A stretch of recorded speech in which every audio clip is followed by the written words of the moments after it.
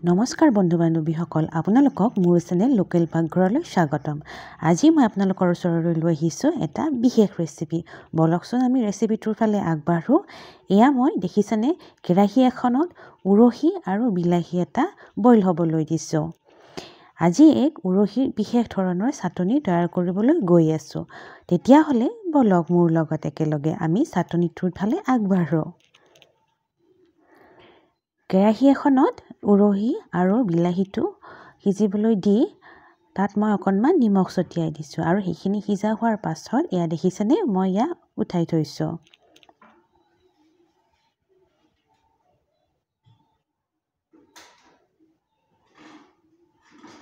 দহ মিনিটমান সময় ৰাখিলেই এই গোটেইখিনিয়ে ধুনীয়াকৈ সিজি যায়।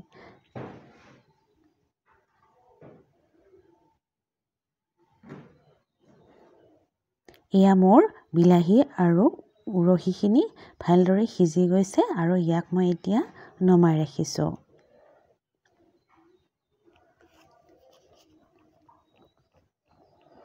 এতিয়া গেছটো জ্বলাই লৈ তাত মই এটা পিঁয়াজ পুৰিবলৈ দিছোঁ।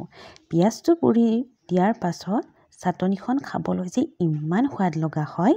এনেকৈ পিঁয়াজ এটা পুৰি লোৱাৰ পাছত মই সিজাই লোৱা গোটেই মিশ্ৰণখিনি এতিয়া মিক্সিটো দি দিছোঁ আৰু ইয়াক মই ভালদৰে এতিয়া পিচি ল'ম।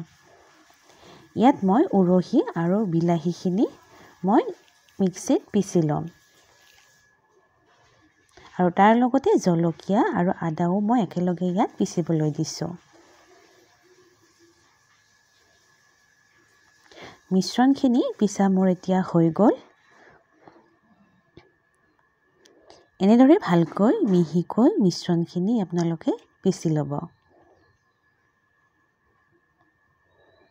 আৰু এতিয়া পুনৰ কেৰাহী এটাত মই অকণমান তেল লৈ লৈছোঁ।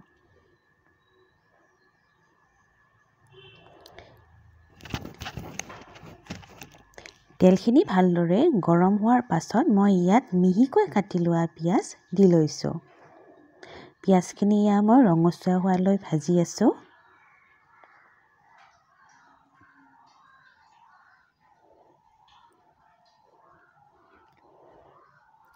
পিঁয়াজখিনি ভজা হোৱাৰ পাছত পিঁয়াজখিনিৰ কেঁচা কেঁচা গোন্ধটো যোৱাৰ পাছত মই এতিয়া গোটেইখিনি মিশ্ৰণ একেলগে ইয়াত মই দি দিছোঁ। এতিয়া মিশ্ৰণখিনি কিছু সময়ৰ বাবে আপোনালোকে লৰাই থাকিব কম জুইত দি আৰু তাৰ পাছত মই যে পুৰি লৈছিলোঁ সেই পিঁয়াজটো ইয়াতে দি লৈছোঁ। পুৰি লোৱা পিঁয়াজটো দিয়াৰ পাছত চাটনিখনৰ সোৱাদটো এটা বেলেগ ধৰণৰ হয়।